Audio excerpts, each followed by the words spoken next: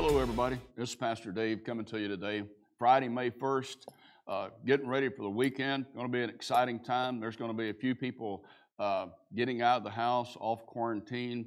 They're probably still social distancing and during this incredibly crazy time that we're all experiencing. And I hope y'all are behaving yourself and staying out of trouble. And we do get a few reports in every now and then, but we're praying for all of you. We're believing God for the best for you.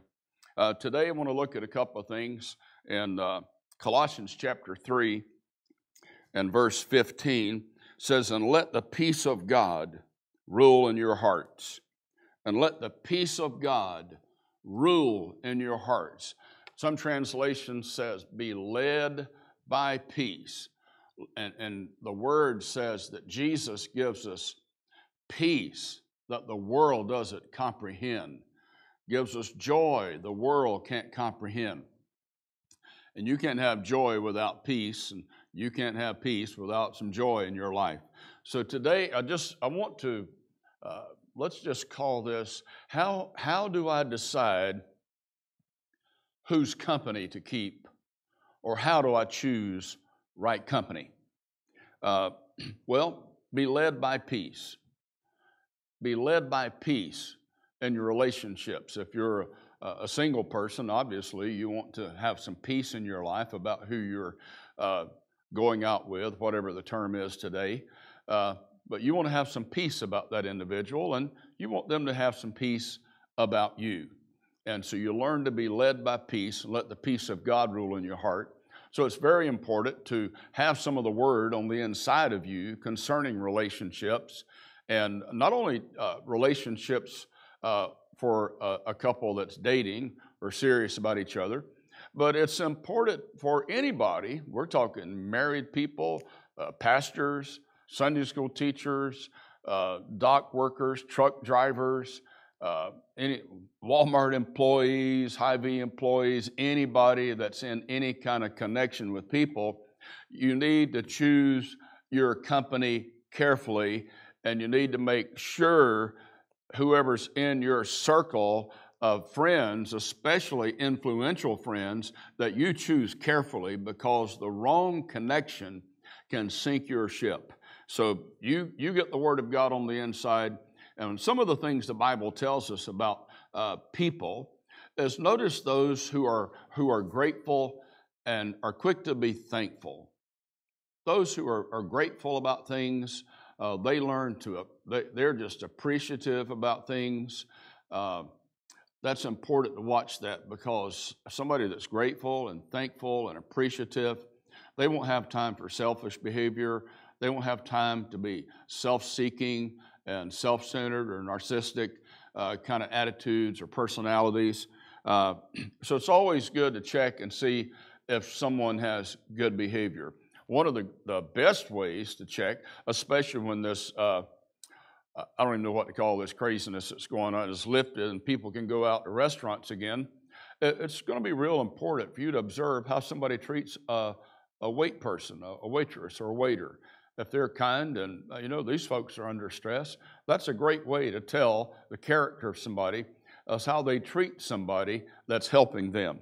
Or another way is the person you're around or that's in your circle, are they always in conflict? Because if they're always in conflict, they're eventually going to be in conflict with you. And if you're always in conflict, it's very difficult to stay in faith all the time, because you have to learn to shut out the voice of other things and sometimes other people to hear the voice of God in this walk of faith. Faith comes by hearing, and hearing by the Word of God. Well, conflict comes by hearing too. And messed up relationships come by hearing. So somebody that's critical all the time, you might want to just step back and let it go.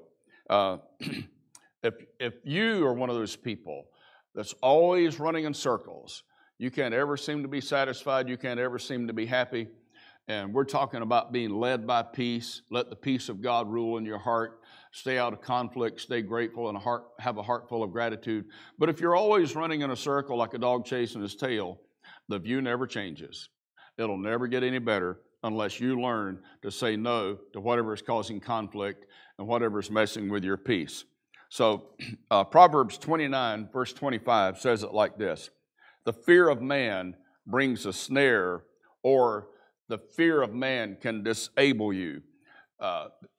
That kind of fear of what somebody's thinking or what they might think about you or how you're trying to please them and nothing's working, that kind of fear. And even though we're hearing about the virus, somebody may have it, you can't go shopping without a mask, you got to have a mask, you can't have a mask, you got to have gloves on, all this kind of stuff. That's creating fear in people. We're at the tail end of this virus, and some places are just starting up wearing the mask thing. It's like, well, what were they doing before? Well, you got to wash your hands. Well, we were washing our hands way before this ever started up. So this hasn't been a stretch for me or my family or our church. We're always washing our hands. So it's, those things haven't changed. You stay in faith with God about the people you're around, especially now. You don't want to stay around someone that's always got a critical spirit. God doesn't give the gift of criticism. God gives good gifts. He's a good Father. Every good and perfect gift comes from the Father above. So I want to just wrap up with a couple of things here today. Romans 12, verse 18 said, as much as possible, live at peace with all people. Maybe it's not possible for you to live at peace with everybody in your circle. Well, you need to trim back the circle and be at peace and train yourself to live at peace. Train yourself to observe those that conflict with your peace, and you have to make some adjustments. So here's why. Because you can hear a bad report from a friend or some kind of a business connection or somebody that you don't have to be around, but you choose to be around them. You can hear a bad report if you go to the doctor's office and you hear a bad report. I've had bad reports before. And when you hear it, the moment you hear it, you kind of sink a little bit because your soulish realm, that's your five senses, the realm of the five senses, what you, especially what you hear, how it sounds, or how it feels, those things, our soulish realm is designed to feed off the five senses. And that the soulish realm is the mind, the will, the emotions and feelings, those things. But your spirit man on the inside is designed to feed off of spirit truth and the Word of God. And when you strengthen your spirit, he that is of a strong spirit can overtake a city. And so you feed your spirit man the Word of God. Jesus said, the words that I speak unto you, in John chapter 6, they are spirit life words. Jesus speaks words of eternity. He speaks words of resurrection. He speaks words of power and love and a sound mind where fear is not able to conquer them. And so you choose these connections wisely and learn to let the Word of God, and the Word of God depicts the Word and the person of the Father, in whom all power is, and from whom every good and perfect gift comes. Choose wisely, my friends. This is David Leggett saying, have a great weekend. We'll talk to you again tomorrow.